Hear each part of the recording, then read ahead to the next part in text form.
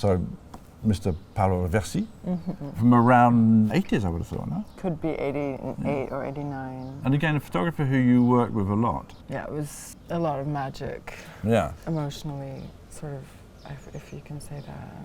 Yeah. Just he was, he really brought it out. Yeah. Yeah. Well, I think that he captured you beautifully. I think all the photographers I've chosen, hopefully you'll feel similar, but in different sectors. But I think he captured you. He was one of the photographers that sort of, I don't say defined you, because you defined you, but one of the photographers that helped you deliver images of yourself. And do you find that you look back, do you keep the pictures that are done of you? Do you have any sort of, that you hold on to them in that way? Or? He gave me a print that I have framed in a really special spot of my home that is really important to me. There's a story of Richard Avedon's, one of his really important models, Richard Devima.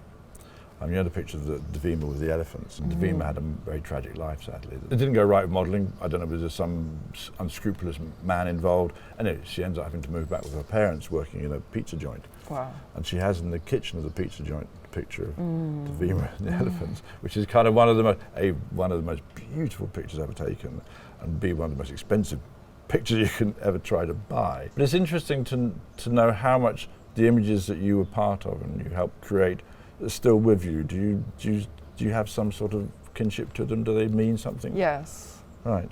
Yeah, I can still feel that feeling of that moment. Right. I remember it, I guess. I can remember how to feel it or whatever. Like I can access it. I can access that, the moment, that feeling when we were doing the pictures and they felt beautiful. If you look at that picture, can you remember what you were thinking? What was going through your head? It was all about love, Yeah, yeah. I would imagine that I was telling someone that I love you. Or so, I don't know. Sorry, it's fine.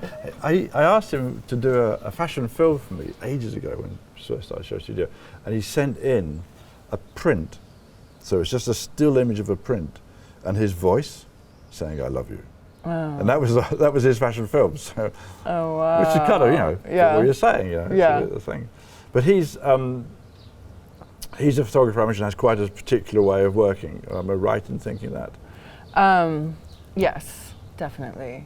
I've met him a few times. I know what sort of gentleman he is.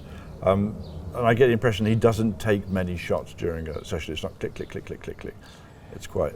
Yeah, no, he uses the big 8x10, and so it's just like one picture, and then it's just a few kind of thing, not... Yeah. And then he does have his little Leica camera, but he used to.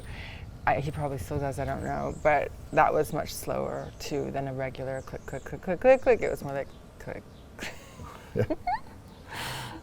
But he did a whole series of beautiful 10x8s of you nude in his book Nudie, which is like a lot of the models he worked with. Were you completely at ease with that? Is that so? Yeah, I was fine with that because I trust him. Yeah.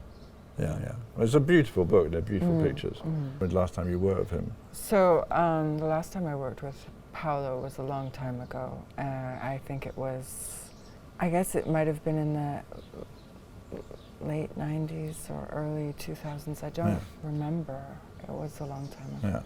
Well, the funny thing when I go through these pictures of you is that how much, and one reason I wanted to do this series actually, is how important you are for those photographers. Because if you think of a photographer's work, you think of the people they photograph. And I know from having worked with models like yourself and all the way through, that you bring so much to the shoot. So in a way, it's more than 50-50 in my opinion. You were there, and the photographer essentially just sets the scene and clicks the button. But you do all the kind of, the acting, the kind of, you bring a lot of yourself to these shoots. So I'm not trying to say it doesn't really make any difference, but I do think it's sort of something that you have brought so much to so many different photographers. You've defined a lot of photographers. You define Paolo, you define Javier. It's all those sort of photographers. If you imagine them, imagine their work, you imagine you. So that's quite a major sort of implication in what they do. But the mood was so sort of, Paolo would have a piece of amber in his pocket, and he would take it out of his pocket. Kirsten, smell. You know, and I would smell. Okay, and he would like go and. Oh, how wonderful. Yeah. And what music does he play? Does he play music? Yeah, he does. He loved. Do you know Leonard Cohen's later albums? I don't know. I know his later albums. I know Suzanne at that part. Right. What was it exactly? There's a crack in everything. That's how the light gets in. And Paolo, we listened to that album a lot, and he commented on that line, and he said, "Don't you love that?" Right. Yeah. Mm-hmm. So and he also listened to Italian opera and beautiful, like Pavarotti, I think, that kind of stuff. Maria Callas. Yeah. It's a whole scene. It's a whole scene.